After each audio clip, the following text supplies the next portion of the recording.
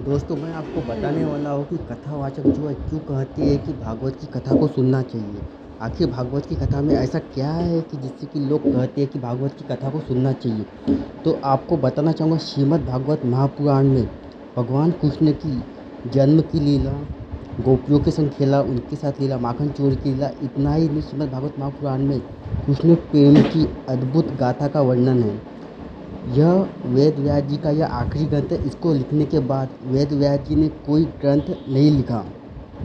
इसके आगे मैं बताना चाहूँगा श्रीमद् भागवत महापुराण में भगवान विष्णु के 24 अवतारों को भी बताया गया है। जब जब धरती पर अत्याचार बढ़ता है और जब जब धरती पर अधर्म बढ़ता है और भक्तों को प्रेम और पुकार सीमा से आगे निकल जाता है, तब धर्म की स्थापना के लिए धरती पर भगवान को अवतार लेना पड़ता है। श्रीमद् भागवत महापुराण में भगवान श्री कृष्ण के सारे लीलाओं के बारे में लिखा गया है। श्रीमद् भागवत महापुराण क्या है? श्रीमद् भागवत महापुराण में 18 पुराणों में से यह 5वां पुराण है। नारद मुनि जी ने की प्रेरणा से महर्षि व्यास जी ने समस्त पुराण, वेदांत और वेदों में प्रकाश डालने के बाद श्रीमद् भागवत महापुराण लिखा था।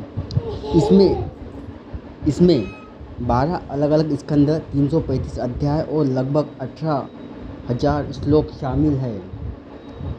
महर्षि वेदव्यास के बेटे श्री सुखदेव जी ने सर्वप्रथम श्रीमद् भागवत महापुराण को राजा परीक्षित को सुनाया था।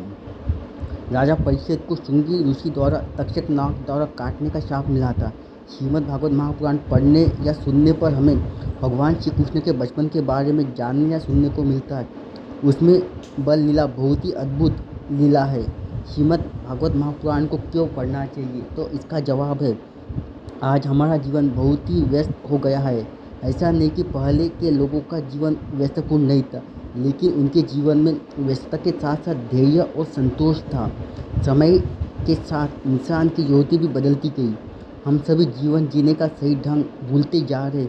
श्रीमद् भागवत महापुराण हमें सही जीवन जीना सिखाती, इसीलिए जो है लोग कहते हैं, कथावाचक कहते हैं कि आपको भागवत की कथा को सुनना चाहिए।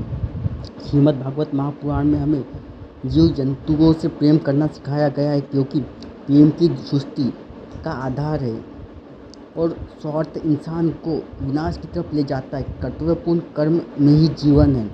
श्रीमद् भागवत महापुराण हमें बार बार मरने से बचाती है। जब जब हमें जीवन का लक्ष्य समझ नहीं आता, तब तब हमें लक्ष्य हासिल करने के लिए बार बार जन्म लेना पड़ता है। श्रीमद् भागवत महापुराण पढ़ने से हमें यह शिक्षा मिलती कि जब सब साथ छोड़ देते हैं, तब आप अपना सब कुछ उस पूर्ण परमात्मा के साथ ऊपर छोड़ देते हैं। तब भगवान श्री कृष्ण अपने सारे कष्टों के पहाड़ उठा लेते। आपका जो भी कष्ट है, भगवान श्री कृष्ण अपने वो उठा लेते हैं। आपकी हर परिस्थिति में रक्षा करते हैं।